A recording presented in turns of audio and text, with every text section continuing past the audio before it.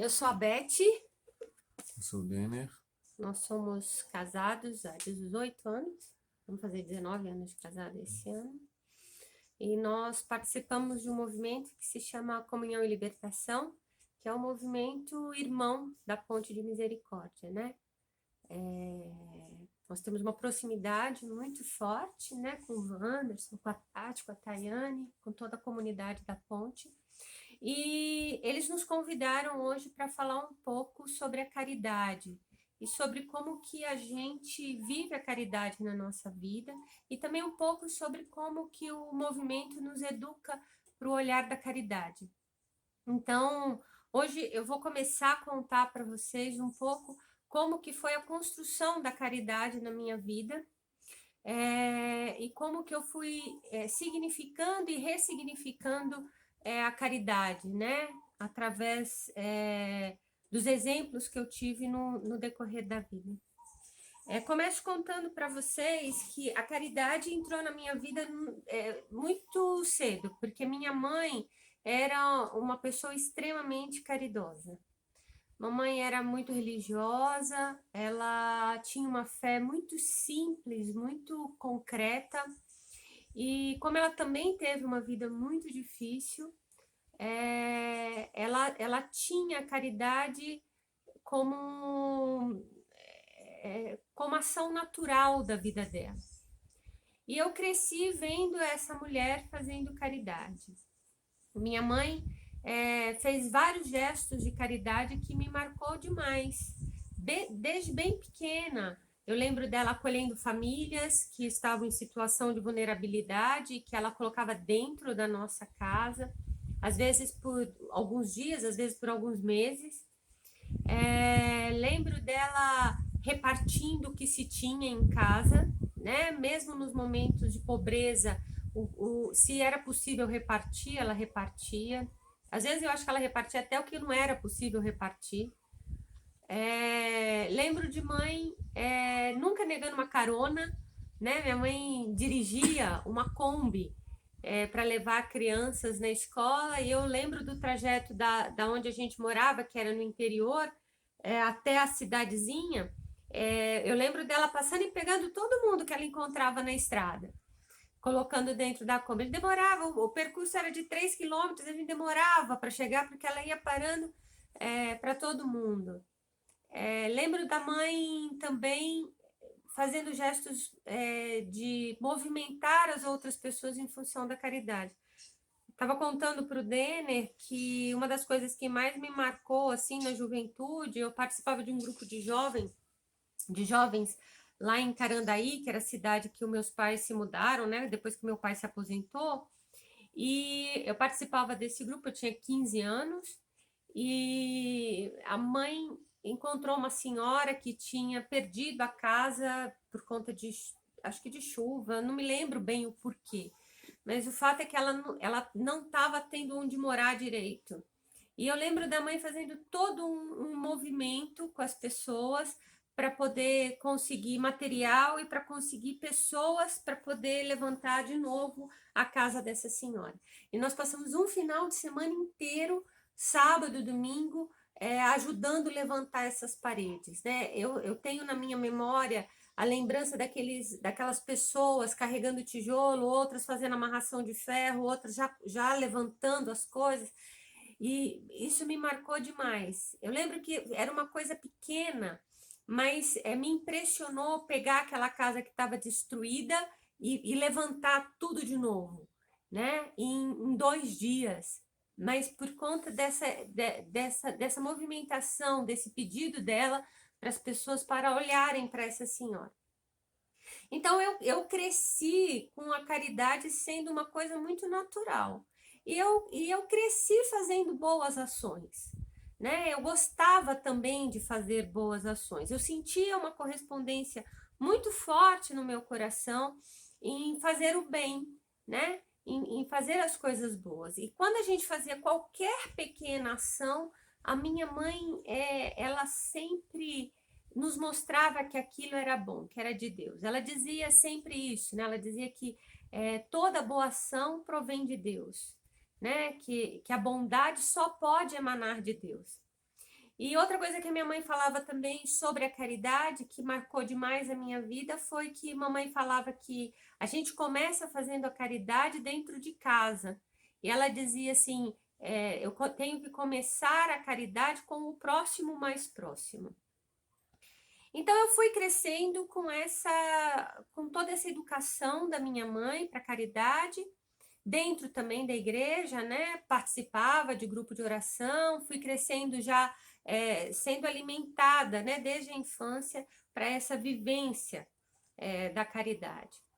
Quando eu encontrei o movimento, é, o que mudou para mim foi justamente o olhar sobre a caridade. Porque eu fazia muita caridade, mas também pela boa ação, mas também por aquele sentimento que me fazia bem. Eu saía muito feliz, né, depois de fazer uma boa ação. E dentro do movimento, o movimento me ensinou que a caridade é a gente ir ao encontro do outro e reconhecer que este outro tem as mesmas necessidades que eu, que nós temos a mesma humanidade, a mesma raiz. E quando o movimento me ajuda a entender isso, eu começo a entender aquele mandamento, né? Do amar a Deus sobre todas as coisas e ao próximo como a ti mesmo. Porque esse próximo, ele é igual a mim. Ele tem os mesmos desejos. Ele tem a mesma humanidade que eu. Isso, para mim, foi uma mudança muito, muito bonita, porque eu comecei a entender que a caridade, ela é um pouco diferente da boa ação, né? Mas a caridade é aquilo que você faz tendo a consciência de que é por Cristo que você está fazendo. E no Evangelho tem aquela outra parte que Jesus fala: qualquer coisa que você fizer a um desses pequeninos em meu nome, é a mim que você está fazendo. Esse em meu nome faz toda a diferença. Porque uma coisa é você fazer a bondade em seu nome, outra coisa é fazer a bondade em nome de Jesus. Reconhecendo que esse olhar que você tem para o outro é um olhar transpassado por Cristo. É o olhar, não somos nós que olhamos, é Cristo olhando através dos nossos olhos. E aí a caridade ganha um outro significado para a minha vida. E a gente vai se educando cotidianamente para essa caridade. Todos os dias, porque não é que a gente consegue viver de juros, né? Mas a gente precisa todos os dias educar o nosso coração a esse olhar para a caridade. Bom, não sei se eu posso complementar alguma coisa, mas eu queria talvez um pouco explicar para vocês o caminho que eu também fui fazendo assim e até chegar um pouco no movimento que a gente participa, que é a Comunhão da Libertação, que tem sido para nós esse lugar de então de educação, né? Onde Deus onde a gente se deixa comparar-se e educar pela presença de Deus. Eu vim de uma família cristã também, mas que não era tão devota assim como foi a família da Beth, particularmente a mãe, que eu tive a grande graça de conhecer e conviver. Foi para mim também um instrumento de conversão, de contínua conversão, poder conviver com a minha sogra. Eu venho de uma família de meu pai é sapateiro, minha mãe dona de casa, são trabalhadores, viveram a vida trabalhando muito, assim. A primeiro grande imagem que eu tenho deles é de muito trabalho, assim, deles trabalhando muito, de um valor pelo trabalho, uma coisa que carrego até hoje. Mas também não eram muito de viver as coisas da igreja, né? Então, durante a minha adolescência, depois que eu terminei a minha crise, eu me afastei da igreja. Fiquei realmente, fui tentar outras coisas, eu não lembro dos meus pais fazendo assim caridade, um pouco como esses exemplos que a Beth trouxe, mas eu lembro de pequenos gestos, não é? Isso é interessante também, né, para a gente pensar. E também acaba que me marca também, né? Por exemplo, meu pai cuidando da minha mãe, lavando a louça, arrumando a casa, quando ele podia, é, sendo gentil com ela em alguns momentos. Isso também me marcou. Uma das cenas que me marca muito em relação ao meu pai é ele, eu já estava casado, ele indo para a casa do meu avô, meu avô já estava bem velhinho, e levando material para fazer a barba do meu avô, né? Isso então tem um pouco a ver com aquilo que a Beth falou ainda há pouco, que é a caridade, esse gesto em direção ao outro, sem uma pretensão de resposta do outro, né? Talvez essa seja uma primeira definição para a gente pensar aqui, né? Um gesto gratuito, um gesto em direção ao outro, da necessidade do outro, mas sem que se tenha uma expectativa de resposta em relação desse outro, né? Porque a resposta já é dada, né? Já está dada nesse próprio ato aí, no próprio relacionamento que a gente tem aí com o mistério. Quando eu voltei para a Igreja Católica, depois de 7 anos afastado, eu, eu tive a graça de passar um pouco pelos jesuítas, né? Pela espiritualidade jesuíta, né? Que para mim foi muito importante, assim, porque me ajudou um pouco a verificar que a razão com a fé não são contraditórias, né? Andam numa certa unidade. Na verdade, Santo Inácio, esse grande exemplo do homem que pega as emoções, os pensamentos, os sentimentos e compara eles, separa eles e pega, né, onde que está, onde que Deus está falando, ali nesse aspecto, né? Para mim, esse retorno para a Igreja Católica foi importante porque eu acho que depois eu percebi que durante muito tempo eu não vivia um relacionamento com Deus de forma concreta ou de forma, sei lá, menos formal. E foi justamente, eu acho que essa formalidade, esse seguir preceitos só, que chegou um ponto que me esgotou, né? Que então na adolescência eu saí. E retornar à Igreja Católica foi justamente esse momento de perceber que eu estava me posicionando errado em relação a ela, né? Aquilo que ela nos propõe.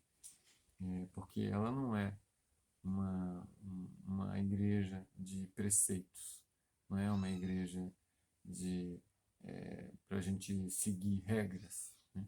Isso foi uma das coisas que mais me encantou, esse retorno à Igreja Católica, né? Que é a possibilidade da gente se relacionar todos os dias, em todos os instantes, né?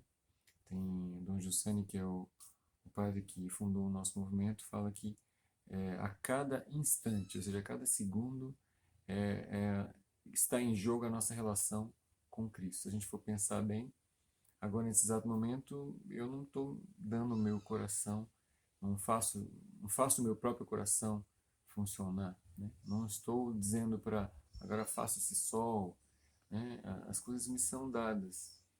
E se me são dadas, ou seja, se eu não tenho um controle sobre elas, se eu não sou eu quem as faço, alguém as fez para mim nesse exato momento, né? Como alguém está fazendo o meu corpo para mim agora, né?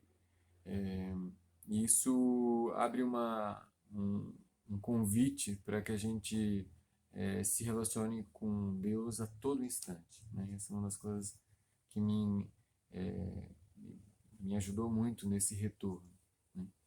Mas que talvez para completar um pouco o que a Beth falou, é que então, embora tanto ela que teve muitos exemplos em casa, né, de atos de bondade que ela chama, ou de verdadeira caridade cristã aí, né, que a Dona Santana, a mãe da Beth, era realmente uma mulher muito santa mesmo, tanto eu com alguns poucos gestos, mas o que a gente mais tem a agradecer ao caminho que a gente tem feito é que, e isso também a ponte faz parte, né, que a ponte também para nós é como a Beth falou no começo, um, um, são amigos, são compadres, são pessoas que nos ajudam, nos dão direção em alguns momentos, Encaminha a nossa filha.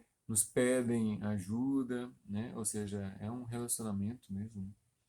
Mas para nós a coisa mais interessante é que então a gente reconhece que sozinhos a gente não conseguiria chegar nesse ponto de compreender que a caridade é algo que nós somos pedidos a uma postura diante da vida. É mais do que um gesto pontual. É uma maneira de estar diante da vida. Sozinho eu não chegaria a isso, né? Provavelmente a Beth não, mesmo com todo esse caminho que ela teve, que é muito tem mais Uma indicações, tradição, na verdade, né? mas Assim, acho que sozinho a gente não chegaria. Então, o movimento para nós, e ele tem sido esse local de contínua suscitação às razões do porquê a caridade é correspondente, né? A Beth usou essa palavra ainda há pouco, né? Disse, quando eu fazia, eu me sentia bem e tal, né? Eu via que tinha algo que estava ali adequado, estava justo, né? Algo justo, né? Como dizia Padre Virgílio Reze, nosso grande amigo, né? Falecido também. Algo justo é algo que, né? Tá bem certinho, assim, né? Que não está nem folgado, nem nem apertado. apertado demais, né? Então, quando a coisa nos corresponde, é algo justo, né? E eu reconheço que dentro da espiritualidade de comunhão e libertação, a gente é educado continuamente a fazer essa verificação. A gente é educado porque na espiritualidade de comunhão e libertação nós vivemos uma comunhão, né? Uma comunidade que quer viver uma comunhão, né? E essa comunhão se dá a princípio a gente aderindo a alguns gestos, né? Então, a quem quer fazer um pouco o caminho de como a libertação é convidado a fazer o primeiro gesto, que é participar das reuniões semanais, que equivale um pouco a um grupo de oração, né, da ponte ou de outros movimentos quaisquer, que a gente chama de escola de comunidade. É um momento onde a gente para semanalmente para pensar a semana, ou, né, o dia, ou o mês e tal, comparando com algum texto que nos é indicado por um outro. E nisso tudo já tem uma coisa interessante, né? Que tem um responsável, então, alguém que guia, a gente tem que abrir mão, tem essa coisa da humildade, né? Porque, não vou fazer o meu caminho, né? Eu vou seguir um caminho que me é indicado. Então, participar da escola de comunidade é já um primeiro gesto que faz uma unidade, né?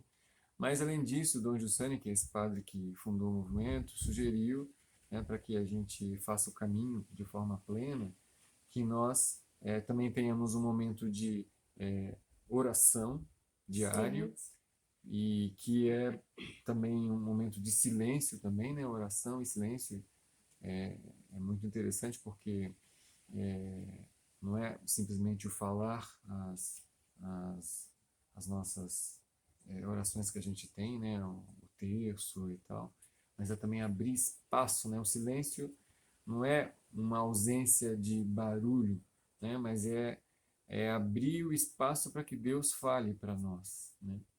E por isso, paradoxalmente, é possível abrir silêncio, é possível estar em silêncio mesmo num lugar barulhento, né? Desde que a gente consiga, Senhor, Escutar, né? Senhor, o que tu queres de mim agora, né? Como tu queres que eu me posicione aqui agora, né? Diante do meu trabalho, a Beth com os muitos desafios que ela tem, com os nossos filhos, né? Isso não deixa de ser uma oração. Então, o segundo gesto é o silêncio, o terceiro gesto é o fundo comum.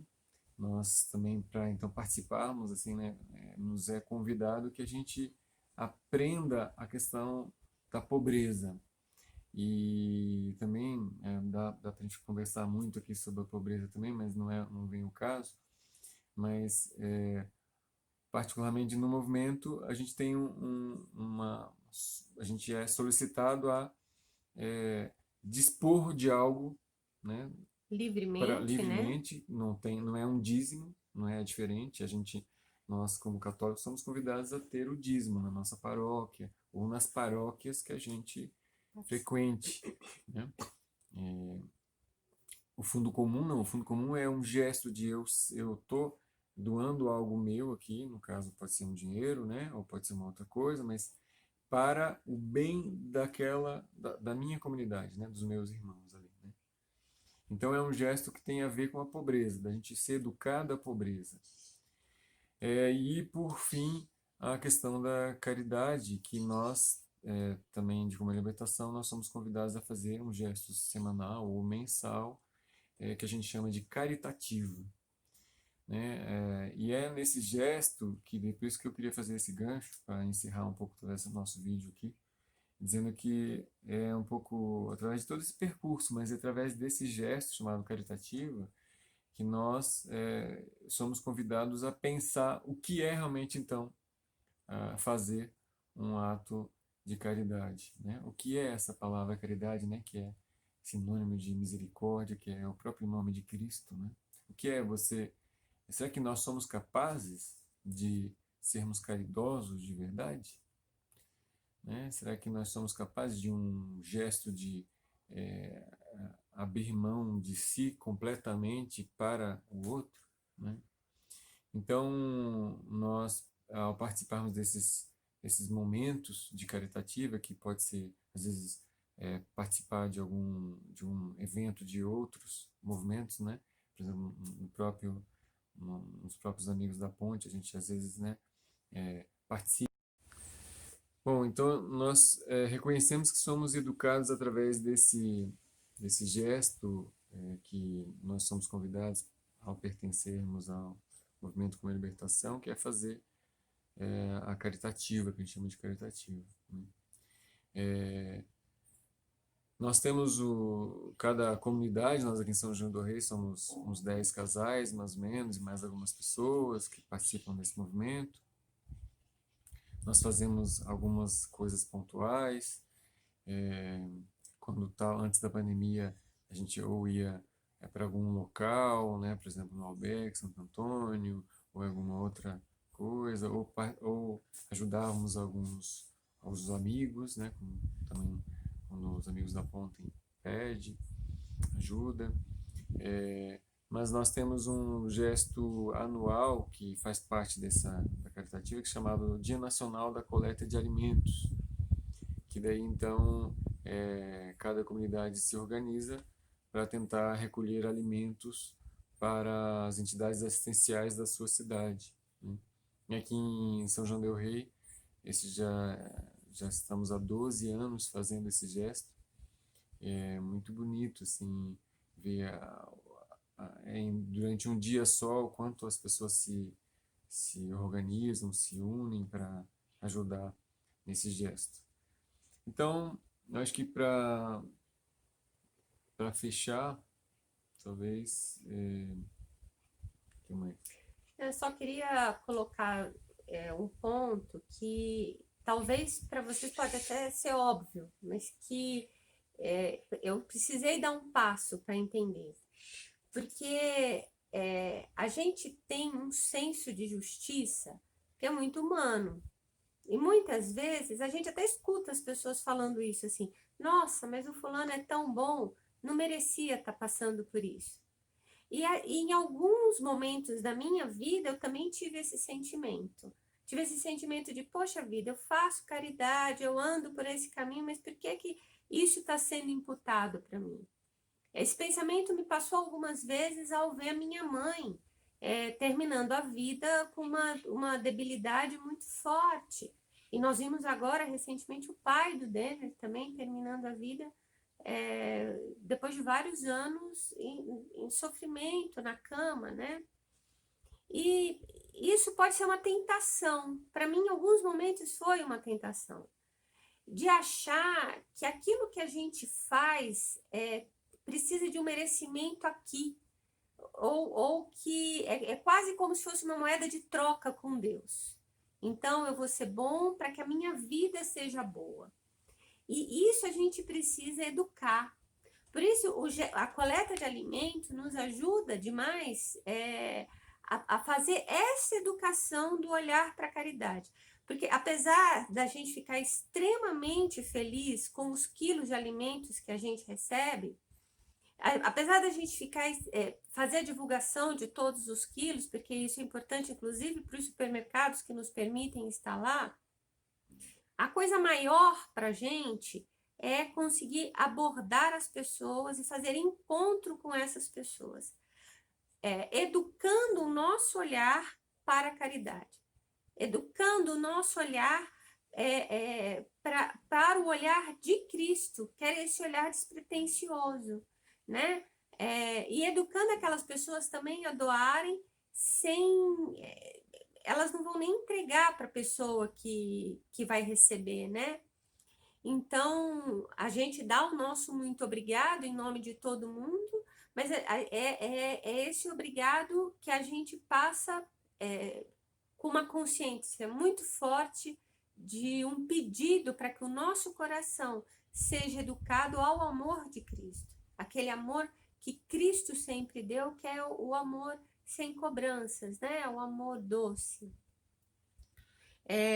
Então, só para dizer isso, assim, não é que é automático. A gente precisa de uma educação, né? Todo dia nos educarmos. E a gente é muito grato, né? A gente é muito grato ao Caminho do Movimento, somos muito gratos por esses 10 anos de Ponte de Misericórdia. Várias vezes participamos de vários momentos de caridade juntos, né? Tanto eles ajudando os nossos gestos, quanto a gente ajudando os gestos da ponte, né? Porque no final das contas nós somos uma coisa só, né? O Espírito sabe onde sopra, né? A gente vive o nosso caminho dentro do carisma de comunhão e libertação, e somos irmãos de vocês que fazem o caminho dentro do carisma da Ponte de Misericórdia. E a gente também é muito grato por esse olhar de caridade para com a gente, né? Nos convidar para fazer esse vídeo é um gesto de caridade, porque a gente está muito longe, o caminho ainda está sendo trilhado, né, amor? A gente ainda está sendo educados a isso, a gente ainda está educando as distorções do nosso coração, a gente ainda está pedindo a conversão, para que um dia a gente possa amar pertinho, na sombra do que Jesus amou. E é isso. A gente espera isso para vocês. Aniversário pra eles. Feliz aniversário, Ponte! Deus abençoe. Obrigado. E Nossa Senhora de Guadalupe também. A gente tentou gravar perto de Nossa Senhora de Guadalupe, que é a nossa santa que nós temos aqui em casa. Mas a gente não conseguiu fazer o foco da gente com ela. Ela ficou partida. A gente falou, não vai dar, mas eu vou mandar depois uma foto da Nossa Senhora de Guadalupe aí para vocês, pedindo as bênçãos para a Ponte de Misericórdia. Beijo no coração.